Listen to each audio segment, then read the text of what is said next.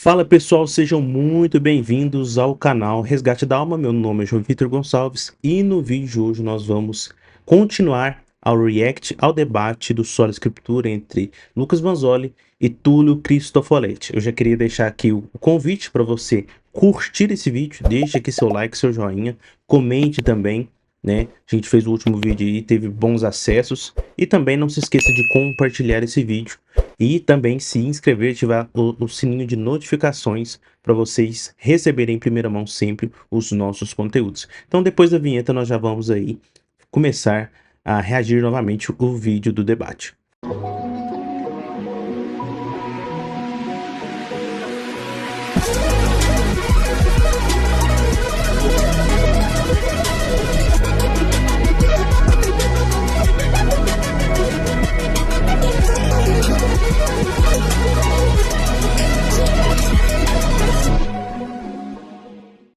Então, pessoal, estamos aqui, vamos continuar da onde a gente parou, né? Por que eu parei naquele momento? Porque deu 1 hora de vídeo, né? Então, vamos continuar aqui. Antes da gente continuar, né?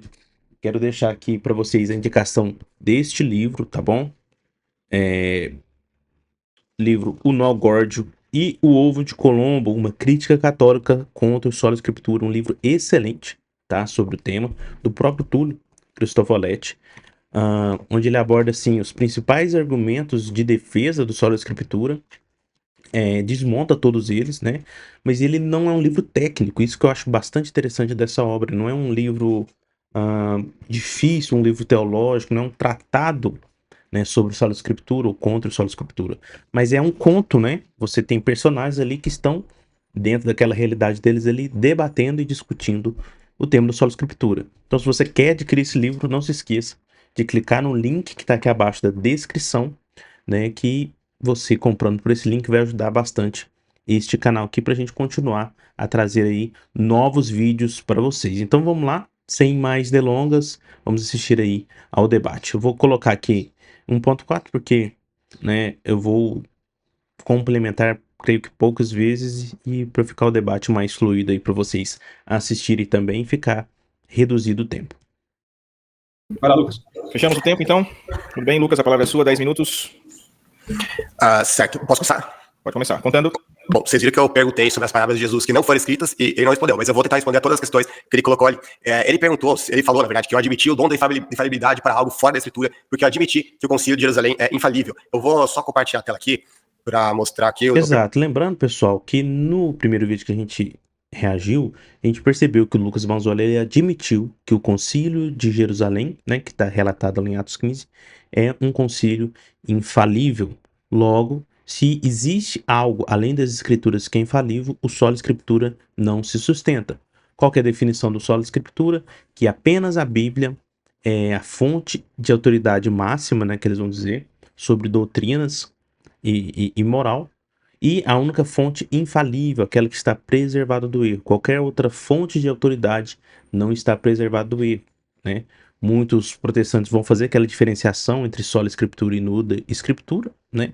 Onde o nuda escritura aceita somente as escrituras de forma restrita, né?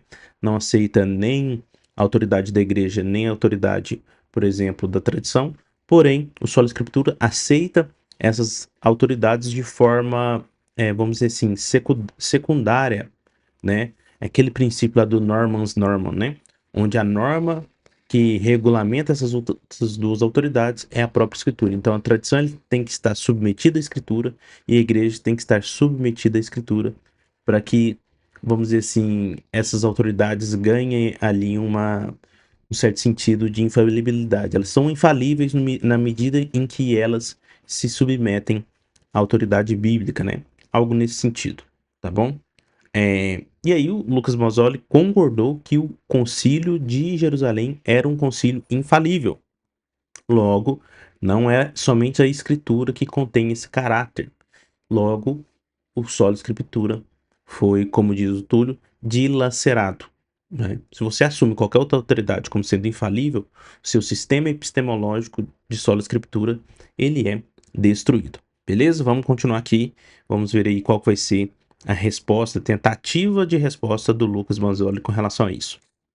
Eu preparei um slide só sobre isso, que eu sabia que ele iria argumentar isso, porque foi o mesmo que ele argumentou no nosso debate, né? Deixa eu colocar aqui. Bom, ele tinha afirmado não apenas isso do Concílio de Jerusalém, como havia até falado, que os concílios ecumênicos são infalíveis, ele tinha afirmado, né? Só que, bom, se isso for verdade, é pior para ele, porque tem inúmeros concílios ecumênicos na história da igreja que disseram coisas que são explicitamente contra a igreja católica. Por exemplo, o terceiro concílio de Constantinopla falou que o Papa Honório é herege e anatемizado ainda por cima, né? O concílio de Nicéia falou que o bispo romano tem uma jurisdição limitada ao próprio território de Roma. O Papa Vigílio se opôs à condenação dos escritos conhecidos como os 3 capítulos, mas o segundo concílio de Constantinopla os condenou mesmo assim, mesmo com o Papa estando a favor dele, e ainda ameaçou excomungar e remover o Papa do cargo. Aí ele mudou de ideia e culpou o diabo por ter enganado ele, né? E mesmo assim o concílio foi reunido mesmo sem a vontade do Papa, né? Mesmo sem o consentimento dele. O cânon 60 de Laodiceia vai enumerar os livros canônicos e deixa de fora os canônicos. E esses cânones são confirmados pelo Concílio Ecumênico de Calcedônia em 451. A mesma coisa o Concílio de Cartago de 397 vai falar que que o bispo de Roma não pode ser chamado de sumo pontífice, e mesmo assim isso vai ser confirmado pelo Concílio Ecumênico de Constantinopla. Concílio de... Bom, tem várias coisas aqui, eu não vou continuar aqui porque a gente vai estar numa outra discussão sobre os concílios, mas eu preparei bastante material sobre isso, né? O fato é, a gente tem inúmeros concílios que vão falar coisas explicitamente contra a doutrina da Igreja Católica Romana atual, né? Então, obviamente, esse argumento que dá de que os concílios... Isso aqui é vamos dizer assim, um argumento complicado do Lucas Manzolli trazer para um debate, porque você precisa analisar todos os concílios e todos esses cânones para verificar se o que o Lucas trouxe desses concílios é verdade, né? Isso é impossível de fazer num debate desse formato, né? E essa é uma estratégia comumente utilizada pelos protestantes. Eles destacam dados, né, na cabeça da pessoa, né? De forma que a gente não consegue nem verificar isso, né? Assim, eu não vou analisar esses concílios aqui também, né? Mas a questão que é, até hoje, pelo que eu já estudei, pelo que eu li, não existe essas contradições. O que vai acontecer, no máximo, é que provavelmente a interpretação dos termos que o Lucas Manzolli faz, ou os protestantes de maneira geral faz, desses cânones é totalmente descontextualizada, né? Totalmente assim. O concílio falou A, ele entendeu B, e esse B contrapõe aquilo que ele entende do C, entendeu? É mais ou menos nessa lógica. Mas tudo isso aqui que o Lucas Manzolli está fazendo é o que a gente chama de sofisma, né? Porque ele tenta descredibilizar os concílios, né? Para afirmar, o concílio não pode ser infalível porque ele se contradiz. Perfeito, né? Isso pode ser verdade? Pode, tá? Não estou dizendo que eu não acredito assim, né? E nem que a Igreja Católica acredita assim. A questão é que, ao assumir que o concílio de Jerusalém, de Atos 15, é infalível, você está negando sola escritura. Então você pode vir aqui, Lucas Manzolli, tacar 20 mil contradições da tradição, 20 mil contradições dos concílios, contradições das igrejas. Você pode fazer o que você quiser. A questão é que, no momento em que a igreja era liderada pelos apóstolos, no momento apostólico da igreja de Cristo, ela não funcionava pelo sola escritura. Logo, se a igreja que Cristo fundou não funcionava pelo sola escritura, e essa verdade, né, essa doutrina do sola escritura, ou esse princípio, como eles gostam de dizer, do sola escritura, passou a existir no momento posterior à igreja apostólica, nós podemos dizer seguramente que o sola escritura é uma inovação doutrinária que não existia na época dos apóstolos, tá? E a gente não vai ver sola escritura até o século XVI com a reforma protestante. Este é o ponto. É isso que vocês têm que entender, vocês como católicos, vocês como protestantes em cima do muro, né, que eu gosto, tenho um carinho especial por vocês, e os protestantes que vão vir aqui depois nos comentários xingar, né? Não adianta bater o pé e dar birra, né? Se o concílio de Atos 15 é infalível, e ele não tem como negar isso, logo, a igreja primitiva não era sola escriturista. É isso que vocês têm que ter em mente.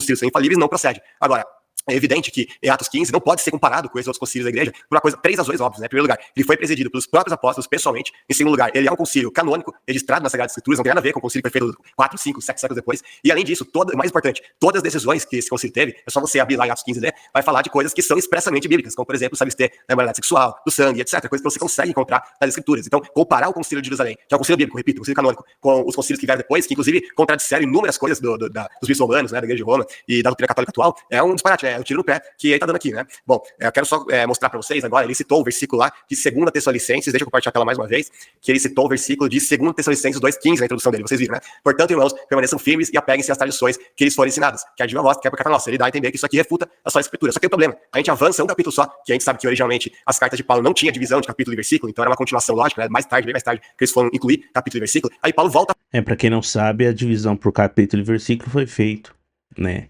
pelo magistério da Igreja Católica.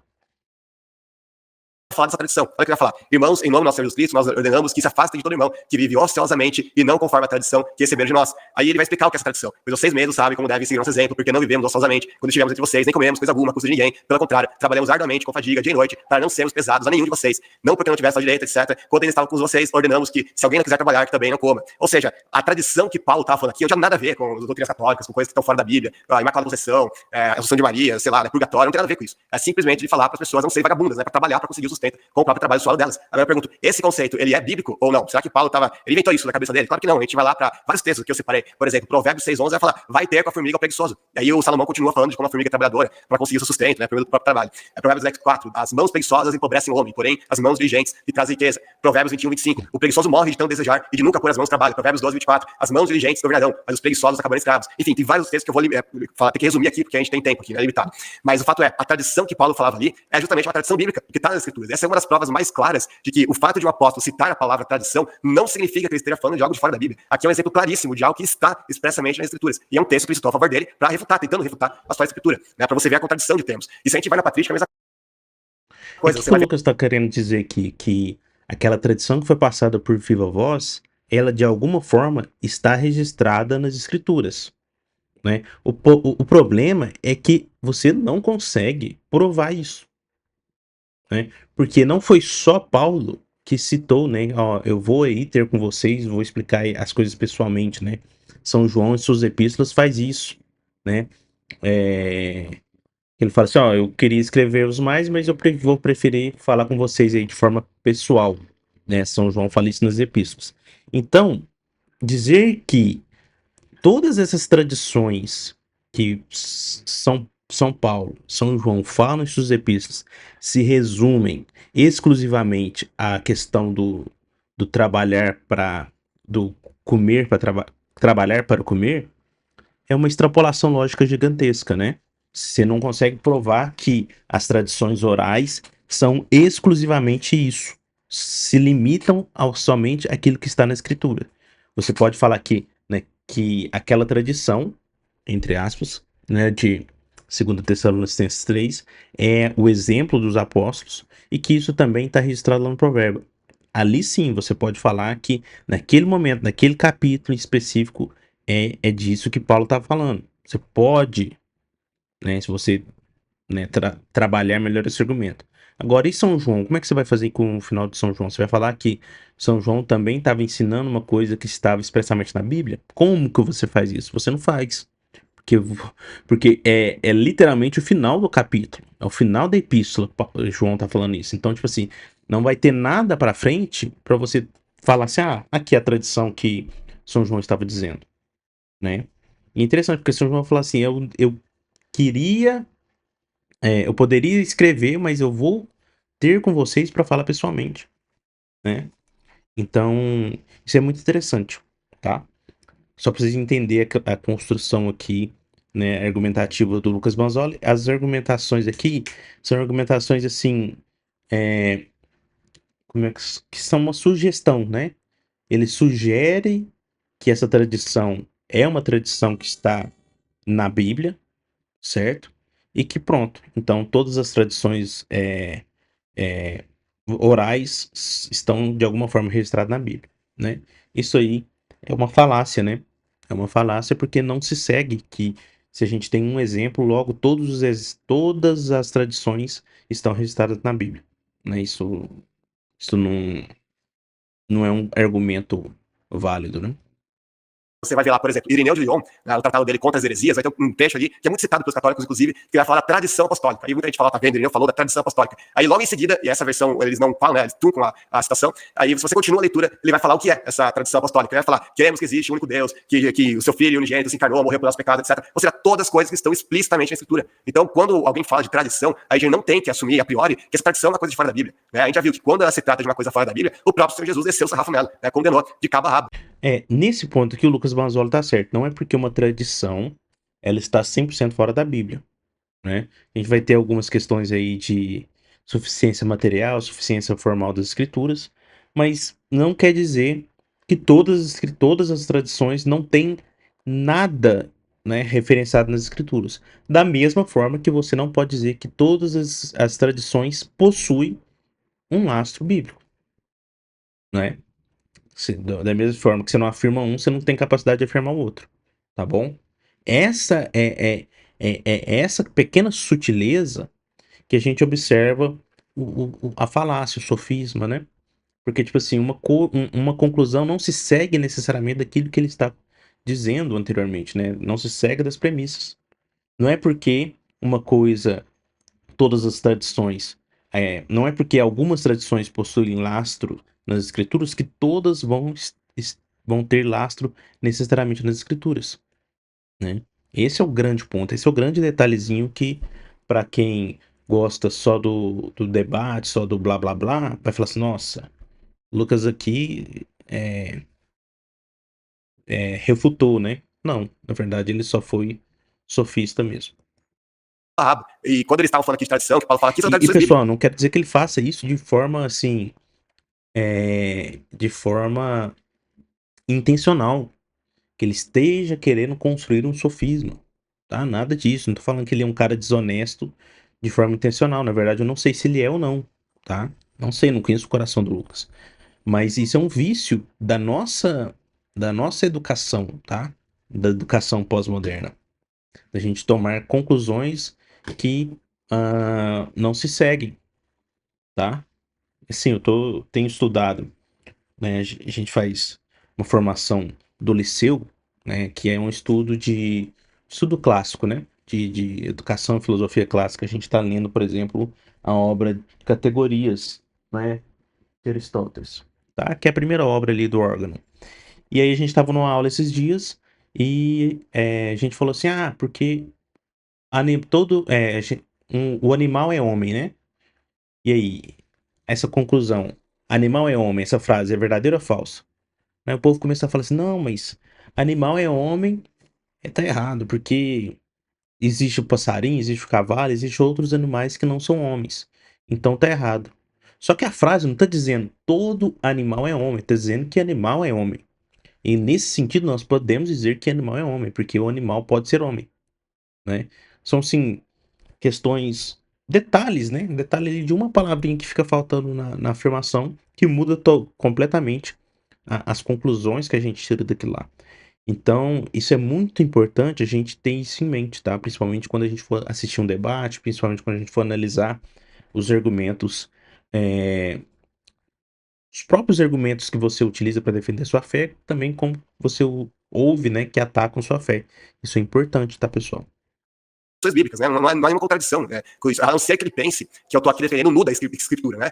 O que obviamente não é o caso, né? Bom, mas é uma contradição, uma confusão que eles fazem com bastante frequência. Ele citou também a cátedra de Moisés, que eu anotei aqui, ele disse que extraordinariamente era infalível, não sei exatamente como, se seria possível, tipo, às vezes era infalível, às vezes não, é meio estranho isso, mas que era uma tipologia da cátedra de Pedro, né? Sendo que se a gente vai no contexto, a gente percebe claramente que aquilo ali era uma ironia, né? Jesus estava ironizando os fariseus naquele versículo, né? Ele estava falando daquilo que os fariseus diziam ser e não daquilo que eles eram realmente. É a mesma coisa que eu já disse inúmeras vezes, né? O Papa Pedro fez tal coisa, né? O Papa, os católicos estão na cátedra de Pedro, mas óbvio que eu não acredito que seja verdade. Eu apenas estou citando aquilo que eles creem, entende? Mas para ele sim, para ele Jesus está falando que realmente eles estavam lá na cátedra de Moisés. Mas isso é muito contraditório, porque para começo de conversa, os fariseus eles só vão surgir no segundo século antes de Cristo. Então como é que eles poderiam se sentar na cadeira de Moisés? Certo? Moisés ali do 15º século antes de Cristo. Aí um tipo de gente que vai surgir ali quase 1 milênio e meio depois, eles são os sucessores de Moisés, eles estão na cátedra de Moisés. A cátedra de Moisés, ela não é simplesmente uma tradição farisaica, né? Mas ali do próprio sumo sacerdote mesmo, né? Moisés, eles têm a autoridade que Moisés tinha, é a coisa mais absurda, né? Não faz o menor sentido isso. E aí, se você continua a leitura do capítulo, é só descendo o sarrafo nas tradições deles. E não é coisa boba, não, né? Não é apenas a questão da hipocrisia deles. Ele também vai falar que eles anulavam os mandamentos de Deus, como, por exemplo, o mandamento de honrar pai e mãe. Então é uma coisa seríssima que eles estavam errando. Como é que você pode dizer, então, que eles estavam numa cátedra no sentido católico mesmo, né? Na verdade, se isso prova uma tipologia, é que realmente tem tudo a ver com o catolicismo mesmo, porque da mesma forma que eles diziam ser a cátedra de Moisés e diziam ter tradições orais infalíveis que remetiam a Moisés, mas Jesus mesmo condenou essas tradições, o mesmo a gente vê com os católicos hoje, que dizem sentar na cátedra de Pedro, dizem ter tradições orais que remetem, inclusive, ao próprio Pedro, mas na verdade não tem nada disso, como a gente sabe, né? Enfim, e da mesma forma que a tradição oral judaica se corrompeu, a gente viu que a tradição católica também se corrompeu. Bom, mais um apontamento aqui. Se os fariseus realmente se sentavam na cátedra de Moisés e isso representava algum tipo de infalibilidade, então Jesus não poderia ter detonado as tradições deles logo em seguida, certo? Seria uma contradição. Ele fala, ó... Aqui o Lucas Vanzoli, o que ele está fazendo? Ele está fugindo do argumento do Túlio, né? Porque o Túlio mostrou pro Lucas, falou assim, Lucas, se você determina que o concílio de Atos, né, o concílio de Jerusalém, Atos 15, é infalível, não tem como você declarar o sola escritura. E aí o Lucas Vanzoli vai desviar do assunto e vai começar a falar das tradições, né? Vai fazer um falso paralelo, né? Uma falsa comparação entre a tradição judaica com a tradição apostólica, né? Nós sabemos que a tradição apostólica é inspirada por Deus, né? E isso é mais um artifício de fugir do tema, né? Porque o protestante, pelo menos até hoje, eu não vi ele conseguindo fazer, ele defender o sola escritura a partir de uma afirmação. Ó, o sola escritura, ele funciona assim, tal apóstolo pregou o sola escritura, tal pai da igreja defendia o sola escritura, é assim que ele funciona por causa disso, disso e disso. Não, o princípio do sola escritura, ele funciona a partir da negação da tradição. O que ele fala? Ó, a tradição, ela é falha, ela é errada, logo a gente tem que ficar só com a Bíblia. Né? Não existe uma afirmativa positiva sobre o sola escritura, mas uma afirmativa negativa. O sola escritura, ele vai surgir da negação da tradição apostólica, né? E é assim com todos os 5 solas. Todos os 5 solas é uma negação de alguma doutrina, de algum dogma, de alguma verdade católica. Tá? O protestantismo só existe na medida que existe o catolicismo. Isso é bem interessante vocês também entenderem. E se vocês querem saber um pouquinho mais qual que é a diferença de tradição oral, tradição com T minúsculo, tradição com T maiúsculo, né? O que nós entendemos por tradição infalível, né? Quero indicar aqui para vocês este livro, O Comunitório, Memorial contra os Hereges, de São Vicente de Lerran, tá bom? Tá aqui também no link abaixo, tá? Da descrição do vídeo.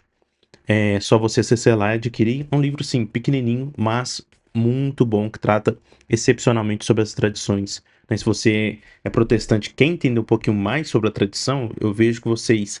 Né, da mesma forma que vocês dizem que a gente confunde sola escritura com nuda escritura, eu vejo vocês também confundir tradição oral com tradição apostólica, né? Com tradição, vamos dizer assim, não bíblica, né? Tá? Porque tem uma certa diferença também. Por exemplo, a tradição se contradiz. A tradição apostólica nunca se contradisse, tá bom?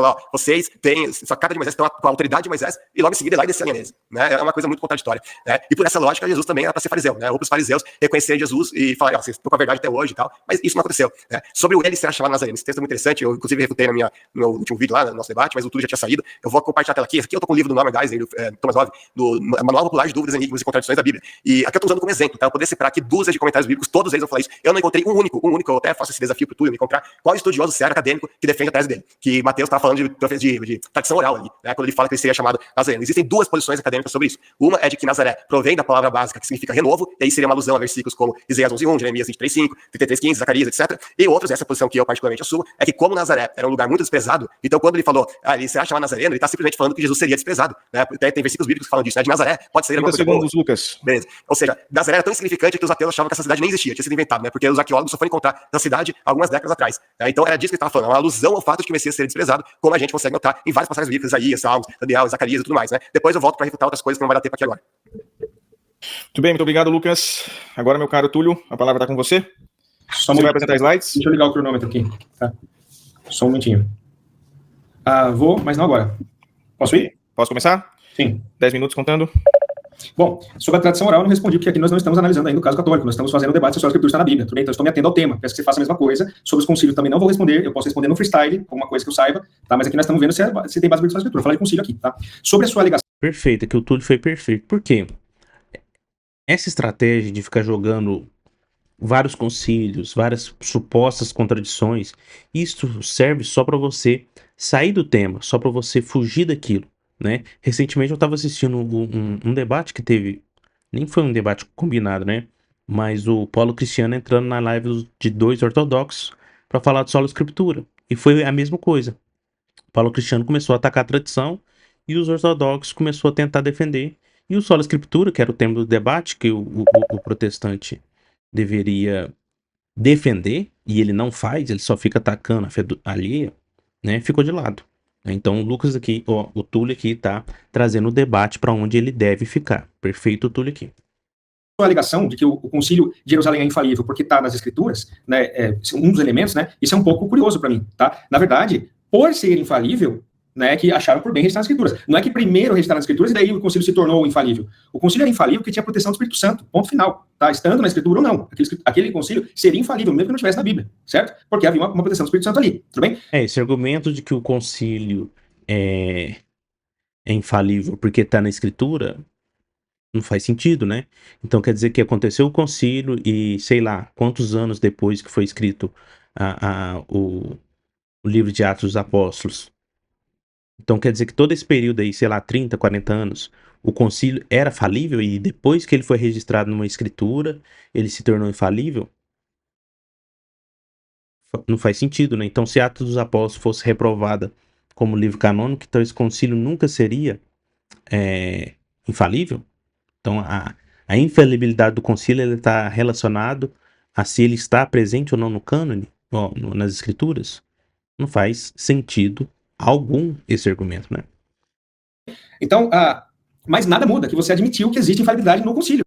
Ou seja, o concílio não é escritura, é uma autoridade magisterial, que nós católicos também cremos que existe, e você admitiu isso. Então você já demonstrou para mim que o Novo Testamento não está numa lógica de sola escritura. Você acabou de ter contradição. Mas o católico tem dificuldade, porque tem esse concílio, tem aquele concílio. A gente pode ver isso depois, né? Agora, no sola escritura, você já admitiu, infelizmente, teve que te dizer, que no Novo Testamento você já não está defendendo ali mais uma lógica de sola escritura, porque você já admitiu que não somente a escritura é infalível, mas que também o concílio pode ser. Ponto final, tá? Muito obrigado, inclusive, pela sua admissão. Agora você falou o seguinte... Exato, perfeito aqui. Então, se o concílio da Igreja Católica se contradiz, se tal doutrina nunca foi defendida pelos apóstolos, pela patrística, isso é um segundo momento. O primeiro momento é, os apóstolos seguiram sola escritura? Não, porque eles entenderam, né, lá em Atos 15, que eles falam, né, pareceu-nos bem e pareceu bem ao Espírito Santo e a nós que façamos assim, que tomemos essa decisão. É uma decisão que não tem, vamos dizer assim, o que eles definiram ali é uma coisa que virou norma para toda a igreja e que não tinha, tipo assim, um versículo lá no Antigo Testamento falando sobre o que eles deveriam definir. Não existia, né? A referência ali que eles têm fala assim que a verdade chegaria, né, em todas as nações, mas como que a gente ia receber essas nações, né, esses gentios, foi definido exclusivamente no Concílio de Jerusalém, tá? Você falou o seguinte, que, no caso das traduções orais de Paulo, 2:15. Não, você não entendeu o meu argumento. O que eu estava falando ali era para dizer que as duas eram infalíveis. Eu estava mostrando que Paulo equiparou a tradição oral com a escrita. Tudo bem? Ele fala as tradições que vos transmitiu oralmente ou por escrito. Então, eu não estava dizendo que nesse versículo específico que alguma coisa estava fora da Bíblia. Se eu fosse fazer isso, eu citaria, por exemplo, que eu vou citar agora, que eu citei na live 1 Coríntios 11:34. Então, 1 Coríntios 11:34.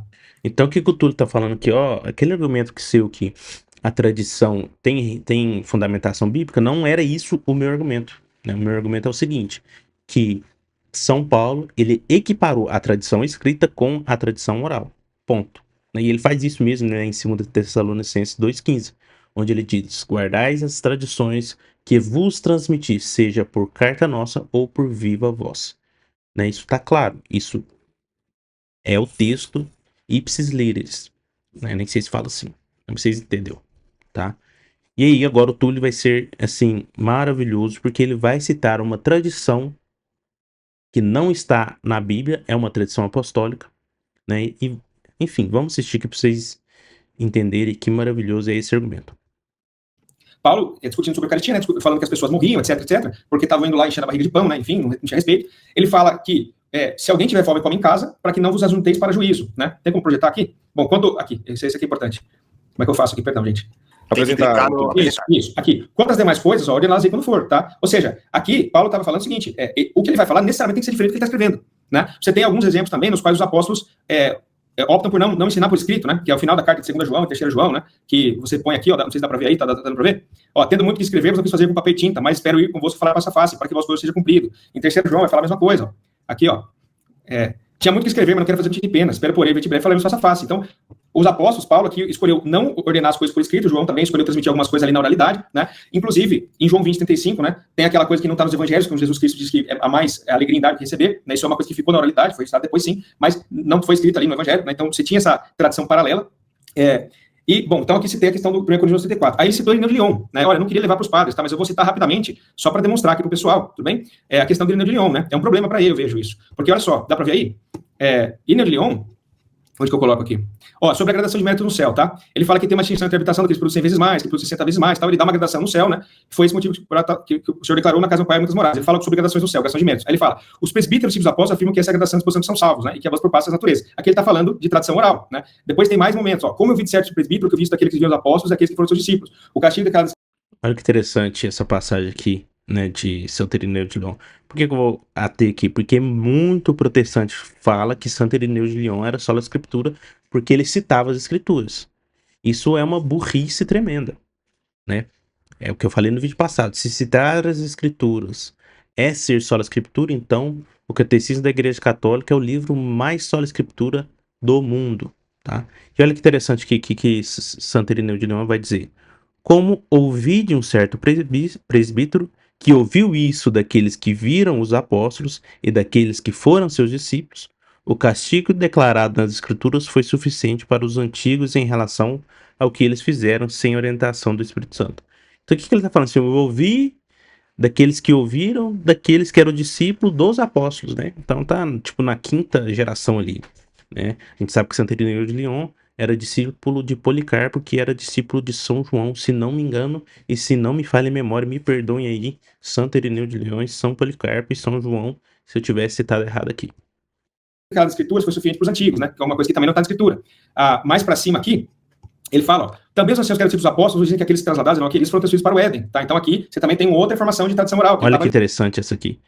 Os anciãos que eram discípulos dos apóstolos nos dizem que aqueles que foram transladados, né, Enoque e Elias, foram transferidos para aquele lugar, Éden. Nossa, isso aqui eu não sabia. Que doideira, né? A gente acha que foi pro céu, né? Sim, na verdade foram pro Éden. Está validando, né? Você tem a questão que Pedro e Paulo fundaram a igreja de Roma, que também não está nas escrituras. Ele fala, né, que Pedro e Paulo fundaram a igreja de Roma e que por causa da sua origem... A gente não tem essa informação aqui nas escrituras, né? E erroneamente os protestantes dizem que a igreja de Roma foi fundada por judeus helênicos, né? Na verdade, Irineu afirma, né, que foi fundado pelos 2 gloriosíssimos apóstolos, indicando a sua tradição recebida dos apóstolos e a fé anunciada aos homens. A sua origem mais excelente, toda igreja deve estar de acordo com ela, ou seja, não é algo que possa variar. Então aqui ele está também validando a tradição apostólica, né? Ele diz também que a tradição do apóstolo é segura, enfim, fica aqui em Irineu, mas acho que já provei, né? E a infalibilidade da igreja, ó, que cabe obedecer os princípios que estão na igreja, e não somente a escritura, né? Aqueles que juntamente com a sucessão episcopal receberam o dom certo da verdade, tá? Ou seja, a infalibilidade, tá? Em outras palavras. Então aqui está demonstrado que ele cria em tradições orais extrabíblicas que não somente a escritura é infalível. Então acho que o Irineu de Lyon tá resolvido, né? A questão da cátedra de Moisés... Túlio aqui mostrou que Irineu de Lyon cria na infalibilidade da igreja, na infalibilidade do corpo episcopal, do magistério e da tradição. Ficou bem posto. Com licença, né, Lucas? Vamos lá. Falar que Jesus Cristo estava ironizando tudo, ó, vamos lá. Todas as coisas que disserem que observeis, observai e fazê-las, mas não procedais em conformidade com as suas obras, porque dizem não fazem. Olha, isso aqui não tem nada de ironia. Na verdade, é o que nós católicos dizemos, que pode haver infalibilidade com pessoas pecadoras. Então, ele tá descendo a linha, como você bem falou, na conduta dos fariseus, que eles fazem obras para ser vistos pelos homens, tal. Não está dizendo que as tradições todas que eles têm são falsas, né? Enfim, a própria tradição oral da igreja está sendo validada aqui. Fato semelhante, por exemplo, você tem em João 11, né, 49 e 53. Olha que interessante. Onde Caifás, né, que era sumo sacerdote, diz o seguinte: vós nada sabeis nem considerais que vos convém que eu morra pelo povo. E aí fala assim, ó, ele não disse, olha lá, ele não disse isso de si mesmo, mas sendo sumo sacerdote naquele ano, profetizou que Jesus deveria morrer pela nação. Olha que interessante, né? Então você tem a proteção, um dom... Interessante, ó, o Caifás, ele é o cara que reprova Cristo, né? Líder ali dos fariseus, o sumo sacerdote. E ele, sendo o sumo sacerdote, estando ocupando o cargo, ele profetiza sobre Cristo, né? E uma profecia que se cumpriu. E olha o jeito que a escritura registra isso, né? Ele não disse isto de si mesmo. Ou seja, não foi o homem Caifás que disse, mas o sumo sacerdote, que é aquela figura, né, de conexão, né? Entre Deus e o povo hebreu, né? Olha, você vê, é bem interessante esse argumento, porque ele profetizou não por si mesmo, né? Não pela palavra falível dele, né? E é algo bem, bem próximo do que nós temos aí sobre a infalibilidade papal. Não é o Bergoglio que é infalível. Não é quando o Papa fala assim, todas as religiões levam a Deus, né? A infalibilidade não está nessa falha do Bergoglio, né? Não está numa fala qualquer do Papa, mas quando ele fala ex cátedra, né, que está relacionada à função de Papa, né, que é exatamente isso aqui que está relacionando, ó, a função de sumo sacerdote, né, o cara que estava ocupando aquele cargo é que profetizou, né, aquele cargo era protegido pelo Espírito Santo, de forma que ele profetizava coisas que eram verdade, né, que Jesus Cristo realmente morreu pela nação, não só pela dele, mas pela de todo mundo.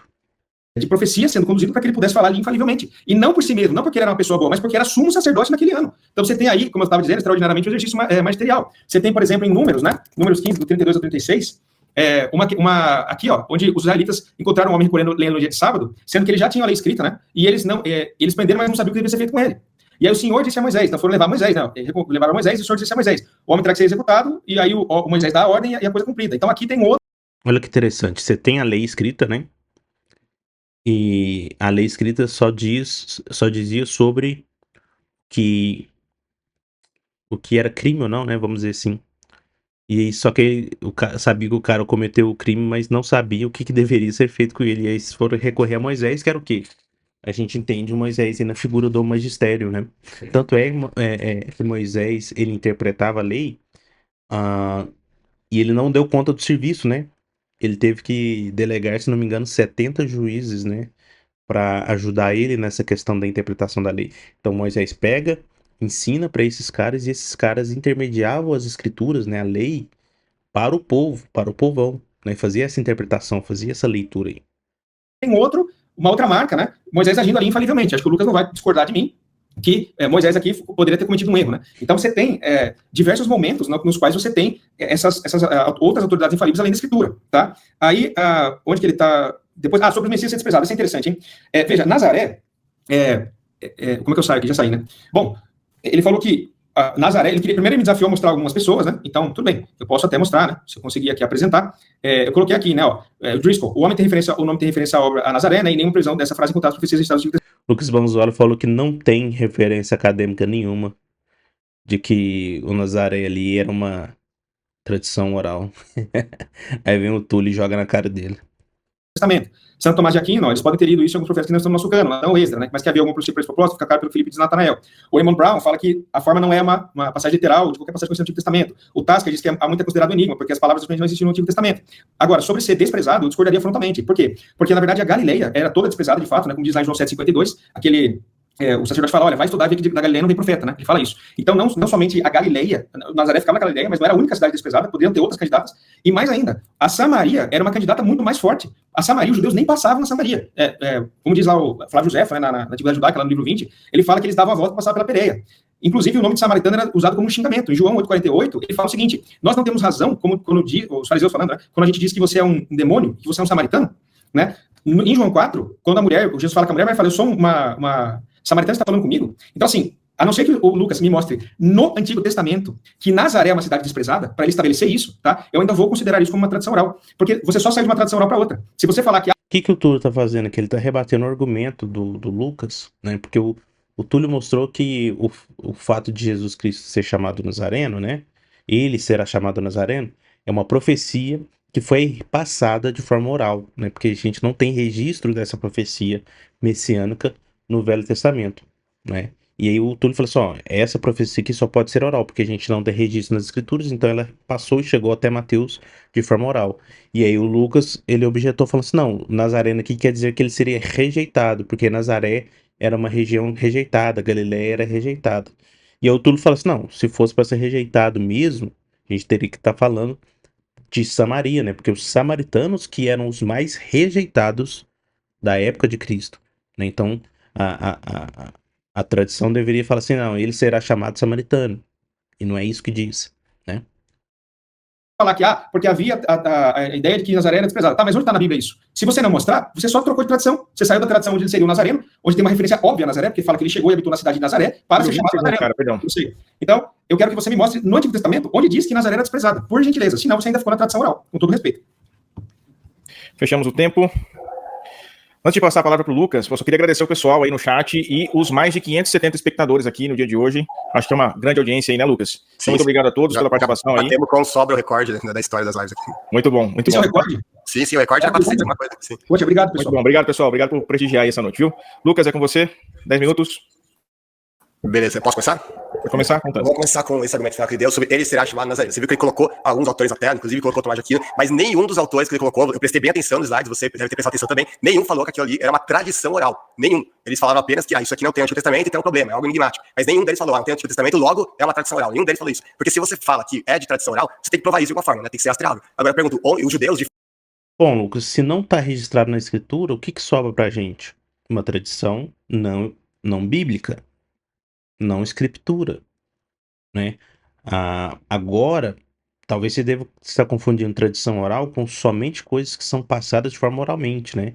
Mas pra gente, a tradição oral é aquilo que não é a tradição bíblica. Tipo assim, o que eu quero dizer? Que quando nós falamos de coisas escritas, escrituras, sagrada tradição escrita, sagrada escritura, a gente está falando do texto bíblico, dos livros canônicos, né?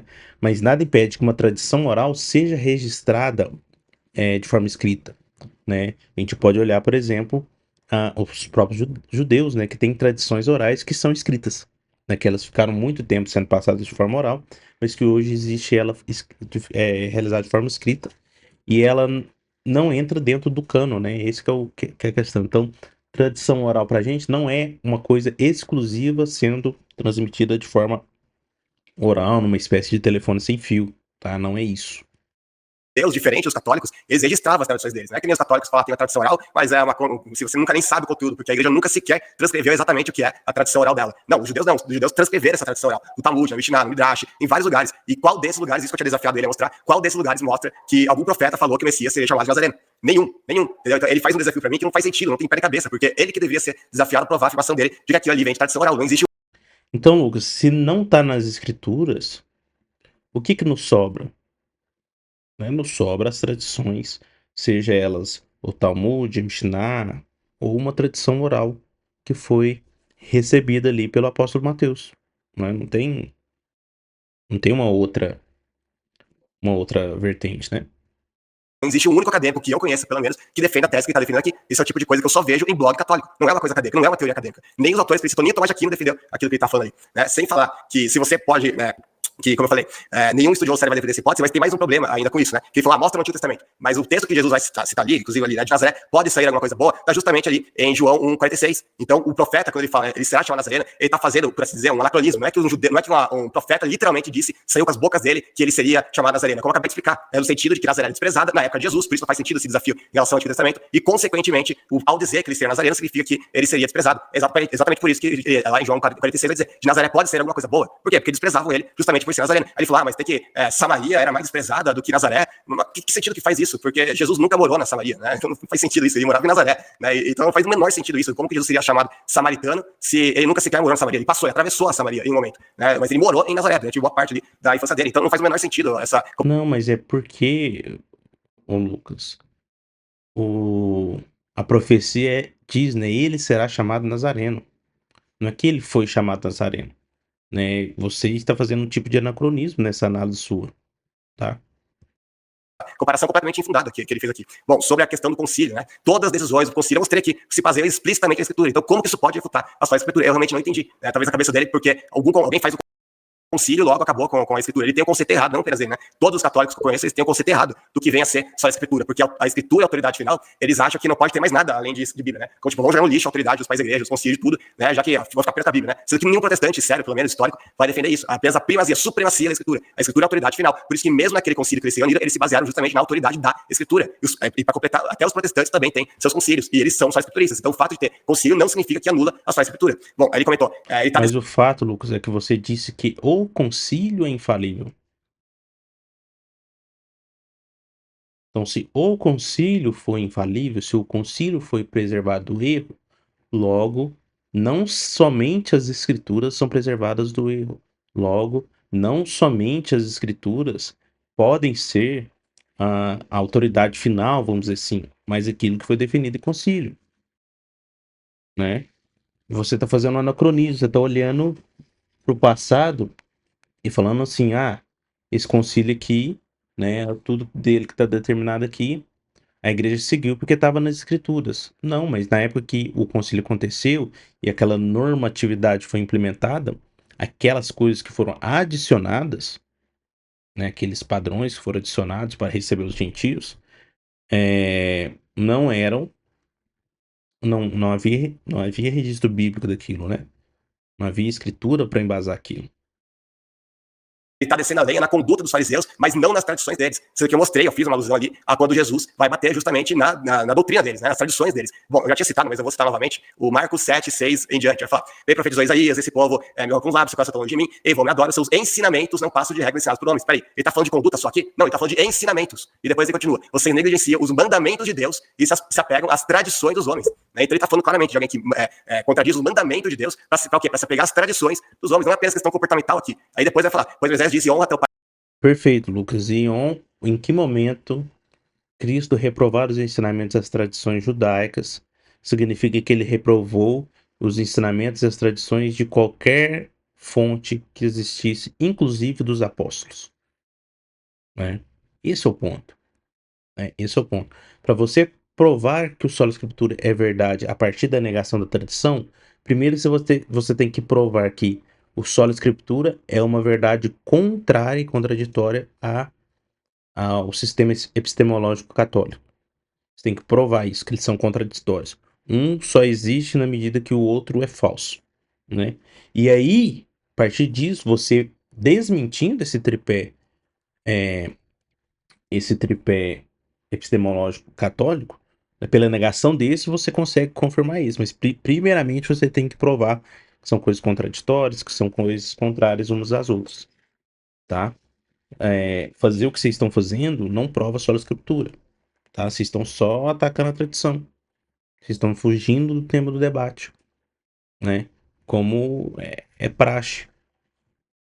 Teu pai também, mas quem amaldiçoar seu pai terá que ser amaldiçoado. Mas vocês falam que qualquer um que dizer, qualquer ajuda que vocês poderiam receber de mim é corbã, então vocês desobrigam de qualquer dever para com seu pai e com sua mãe. Ou seja, a tradição deles aqui não era um mero comportamento hipócrita, era literalmente eles irem na contramão de um mandamento divino, né? Então como é que pode falar que eles eram, que realmente não estão sentados à casa de Moisés, como se Moisés tivesse, como se eles tivessem alguma parte da autoridade que Moisés tinha. Aliás, eu dei esse argumento antes que passou por alto, não comentou nada, como que eles poderiam ser sucessores de Moisés se os fariseus surgiram no segundo século antes de Cristo e Moisés é do 15º século antes de Cristo, né? Será que inclusive, isso vai na contramão, né? Porque eles argumentam com a base na sucessão apostólica. E aí eles falam, não, porque tem o Pedro, e depois tem Lino e blá blá blá, até chegar no Papa Francisco. Beleza, eles dizem que tem essa sucessão. Agora, se não tivesse nenhuma sucessão, eles iriam reconhecer isso? Claro que não, porque até que eles não reconhecem a gente. Agora, veja como é que é paradoxal, né? Porque quando chegam os fariseus, que têm supostamente uma sucessão, sendo que eles nem existiam antes do segundo século, aí tá valendo, né? Enfim, é difícil de entender isso, né? Bom, vamos comentar o versículo lá que ele citou.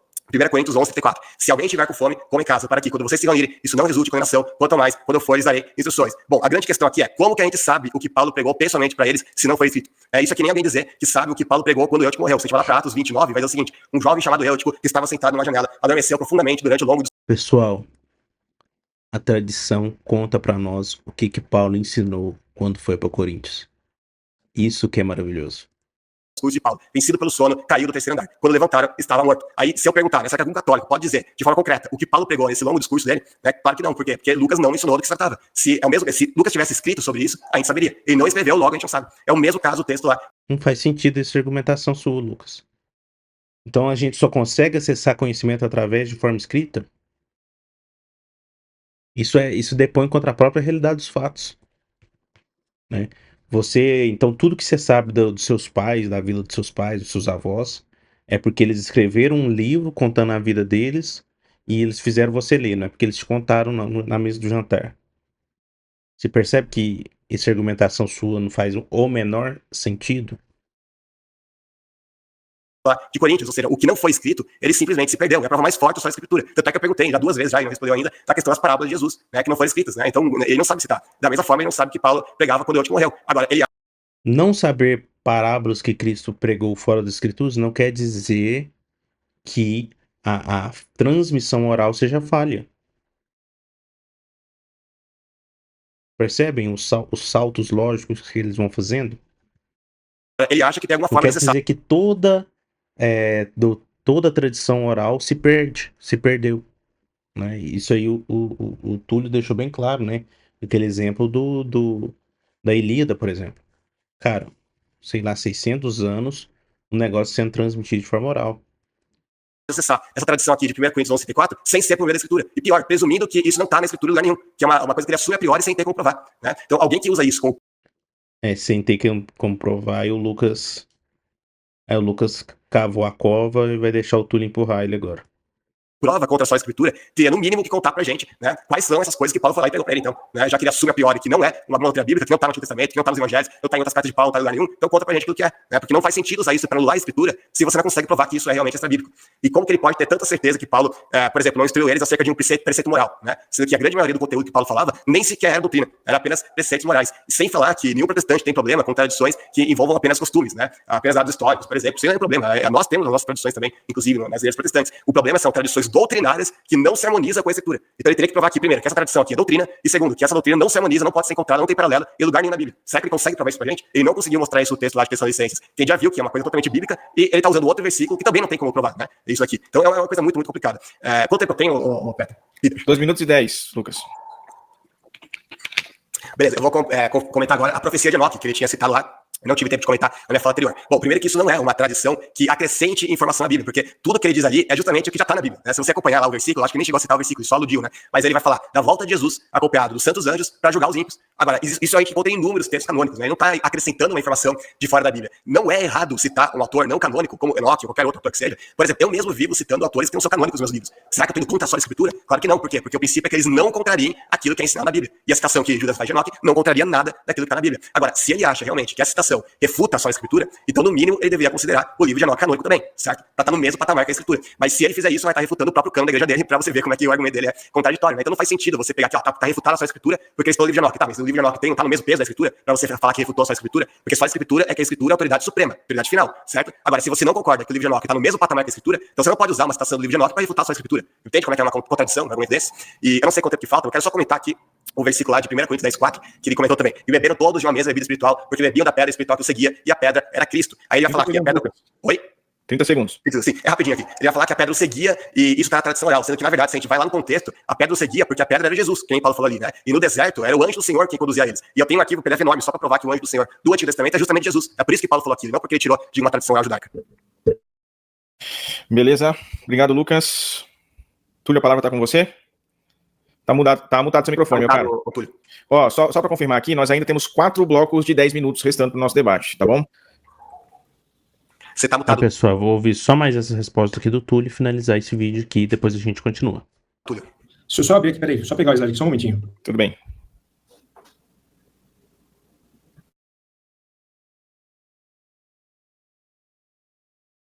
Bom, primeiro eu vou começar pela parte da pedra que tá mais fresco pra memória de todo mundo, né? Eu vou apresentar aqui, posso? Eu não vou fazer... Não chegou nada aqui ainda. Tá. Então, essa informação que a pedra espiritual seguia, eu te dou a referência aqui, Lucas. Ó, tá no Tosefta Sukkah, tá bom? O povo estava com Israel no deserto, era com uma rocha tamanho de Maquibara, subindo com eles as montanhas, descendo com eles para os vales, tudo bem? Eu consigo mostrar também... aqui, espera um pouquinho. Pra quem não sabe, o Tosefta Sukkah é tradição oral judaica, né? Então ele tá mostrando que Paulo estava citando era uma tradição oral, né? E não uma tradição do Velho Testamento. Ou seja, Paulo citava as tradições orais. Eu tenho mais 2 referências. No Midrash Bemidbar Marrabá, tá? E não havia algo para coordenação, é que eu não tenho aqui, eu tô lendo, né? E assim posto na frente de pedra com uma espécie de colmeia que o rolava e seguia em suas viagens, tá? e já que as bandeiras estavam hasteadas, tal. Eu posso pôr o link aqui, se o Peter quiser colocar aí o link para as pessoas, eu vou pôr o link para o pessoal acessar, tá? Então isso aqui é, sim, uma tradição oral judaica. Aliás, no First Epistle to the Corinthians, né, ele fala o seguinte: no Bebi de Merabá se fala sobre uma rocha em forma de colmeia que rolou continuamente à frente para acompanhar os elites em seu caminho. Posso dar depois a citação para vocês, tá? Então, assim, eu coloquei, você pediu referência acadêmica, então nesse caso eu coloquei uma referência acadêmica, que é o The Cambridge Bible for Schools, dizendo que a tradição é oral, que está na tradição oral judaica, no Tosefta Sukkah e no Bebi de Merabá. Vou até mostrar aqui, vai, para não dizer que não tô... Vou mostrar aqui na nota de rodapé, isso aqui é importante. Então, Paulo, né, tá pegando uma oralidade, tudo bem? Ele está... Eu tenho dificuldade aqui, gente, espera um pouquinho. Aqui, ó. Eu tenho a citação aqui no rodapé, né? Tá bom? Aqui, ó. Números Midrash Mid Barrabá, tá bom? Então, tá aqui, e esse Cambridge Bible for Schools tá aqui citado também. Beleza. Sobre a questão do texto de Judá de Enoque, né? Eu gostaria que ele mostrasse a escritura onde está exatamente como Enoque falou, que na verdade, pouco importa se está na escritura ou não, né? Você tem, por exemplo, as cartas de Tito, por exemplo, são muito parecidas com outras cartas de... a carta Tito, né? Tem algum conteúdo paralelo com outras cartas, por exemplo, Efésios e tal. Então, às vezes você encontra, sim, informações paralelas, mas nada muda que Paulo está dizendo que Enoque profetizou, né? E não é necessário ter o livro inteiro de Enoque na Bíblia, não. Porque...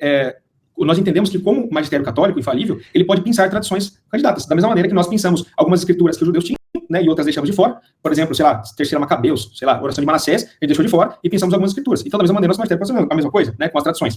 Tem outra tradição, acho que eu citei aqui, ele não falou, né? Segunda, eu acho que eu não tinha falado. E 2 Timóteo 3,8, Paulo fala sobre Janes e Jambres, né, que é o nome dos magos do faraó, que é uma outra tradição que ficou, né? Então, você veja, por 1000 e tantos anos foi conservado o nome do faraó. Então, aqui eu estou colocando algumas coisas para você ver que nem tudo se perde. Paulo sabe que Janes e Jambres são o nome dos magos do faraó, né? Sobre a questão do argumento de Marcos 7, né, que tem a tradição oral e a tradição dos judeus humanas, né? Ora, essa é a diferença da tradição humana para a apostólica. Tipo, ali, Cristo está refutando tradições de homens, tudo bem? É uma falsa simetria dizer que as tradições apostólicas são tradições de homens, porque Paulo fala justamente o contrário no versículo que eu apresentei. Paulo diz, aquilo que eu preguei para vocês não é palavra de homens, mas é palavra de Deus, tudo bem? Então, é uma falsa simetria que o Lucas está fazendo.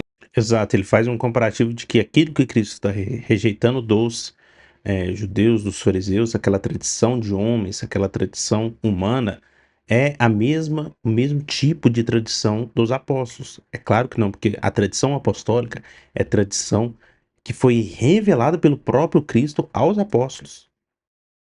Entende? Então a fonte da tradição apostólica é o Cristo, né?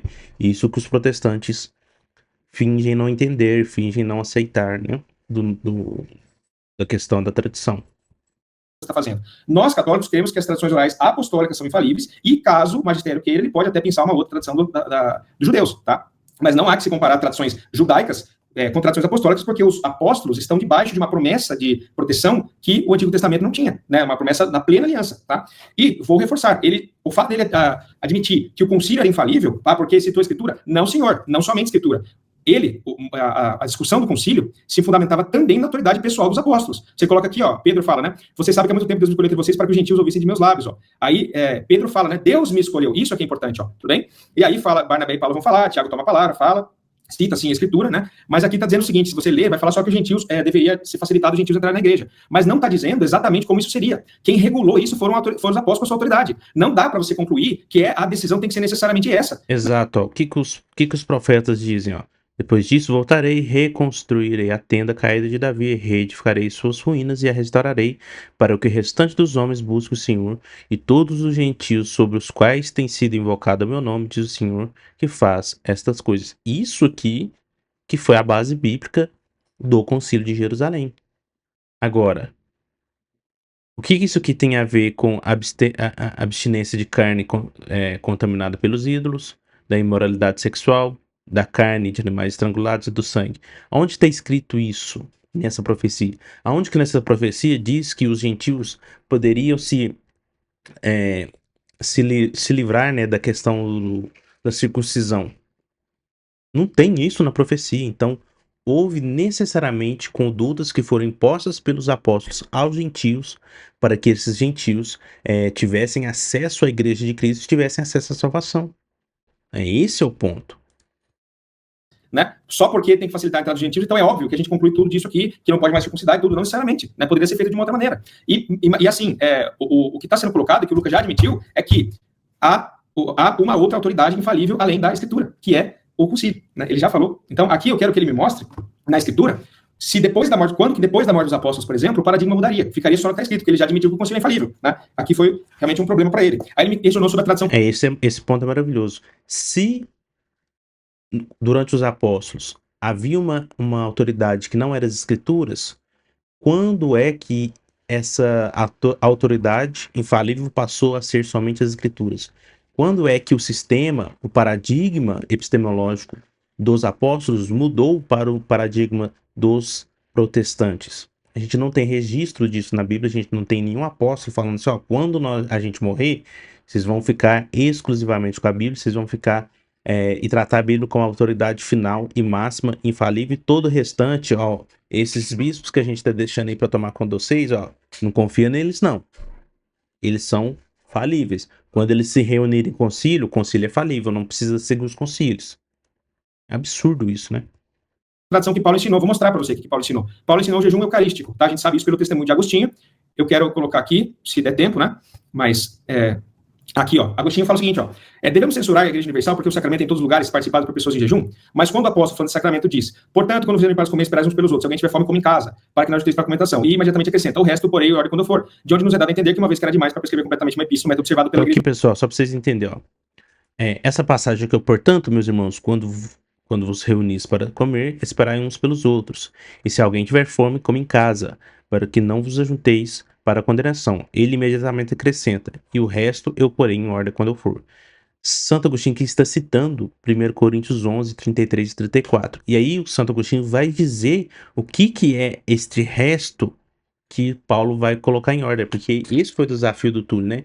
O, o Lucas falou exatamente assim, ó, quem é contra o solo escritura tem que provar o que é que Paulo foi ensinar aos Coríntios. E o Túlio vai fazer isso aqui agora, assim, magistralmente, tá? Assim, magnificamente. Da Igreja Universal em todo mundo, olha isso que é importante, era uma das coisas colocadas por ele pessoalmente, pois encontramos sua observância uniforme e meia verdade dos costumes. Então aqui Santo Agostinho está apontando para nós qual é a citação, o que Paulo está ensinando. Paulo está ensinando o jejum eucarístico, isso é um consenso universal na igreja, Agostinho está apontando, e pelo fato de ser um consenso universal, nós dizemos que está preservado, né? E pelo mesmo motivo, eu entendo que o Lucas aí, se for falar de cano bíblico mais para frente, vai falar, mas o Novo Testamento é consenso, né? Então ficou preservado. Então aqui você tem Agostinho discordando do solo escritura, ele entende que outras doutrinas que Paulo ensinou ficaram na tradição da prática da igreja. Nós não podemos negligenciar isso, porque lá naquele contexto era uma coisa seríssima. Ele estava falando da Eucaristia e dizia que por causa de vocês desobedecerem isso, há muitos doentes e muitos que morrem. E se vocês se organizarem errado, comerem errado, vocês estão se reunindo para juízo. E ele diz as outras coisas ordena quando for aí. E de fato, para nós católicos, a Eucaristia é o corpo de Cristo. Você desrespeitar desse jeito é um pecado gravíssimo, tá? Então aqui eu estou mostrando para você. Você falou que não ia fazer, está mostrado, e não somente pela autoridade de Agostinho, mas pela autoridade da Igreja Universal, que é a mesma autoridade que dá o teu cânon bíblico do Novo Testamento, né? Porque você tem esse consenso. Então aqui está apontado, né?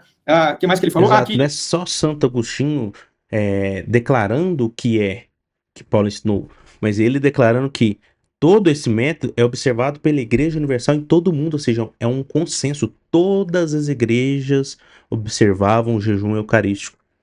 Né? E ele termina, né, no finalzinho, encontramos sua observância uniforme em meio a toda a variedade de costumes, ou seja, a igreja lá da Grécia, ela tem um costume e uma liturgia diferente da igreja de Roma, de Antioquia, de Hipona, né, de Cartago, né? Cada igreja sua tem seu costume local.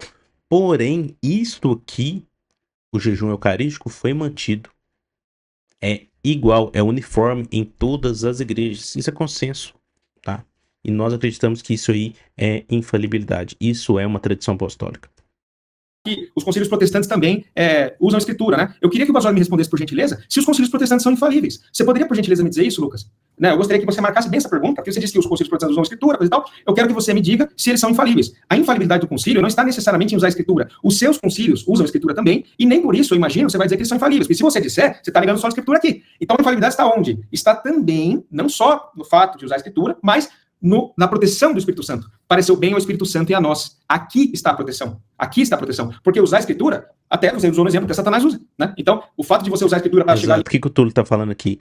Que o Concílio de Jerusalém, ele não foi infalível porque ele se baseou nas Escrituras. Porque isso qualquer igreja faz. Até Satanás fez, né, com Cristo no deserto. A infalibilidade do concílio tá na proteção do Espírito Santo, né? Quando é dito, né? Isto pareceu bem ao Espírito Santo e a nós. Chegar em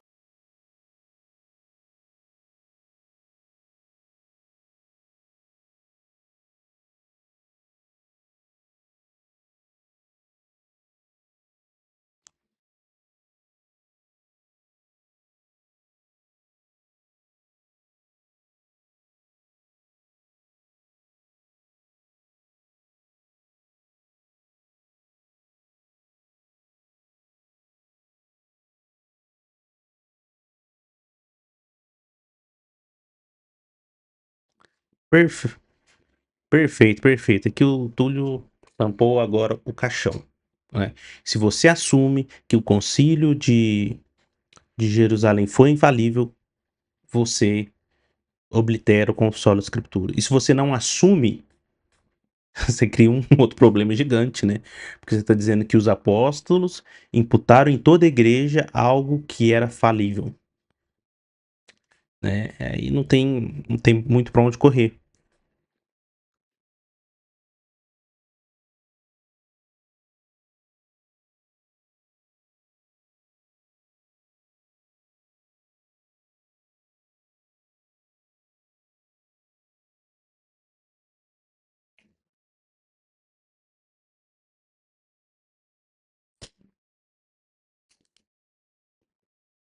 Pessoal, vamos ficar por aqui, tá? O vídeo já tá gigante, 1h04. É isso, depois eu vou continuar, mas ficou bem claro, né? O Túlio manteve a postura, manteve o debate onde deveria ter ficado. O solo escritura não é provado, não tem como a gente comprovar o solo escritura, pelo menos no período apostólico da igreja, tá certo? Então é isso, curtem, comentem aqui embaixo, compartilhem esse vídeo, se inscreva no canal, ative o sininho de notificações, fica com Deus, até o próximo vídeo, salve Maria e viva Cristo Rei.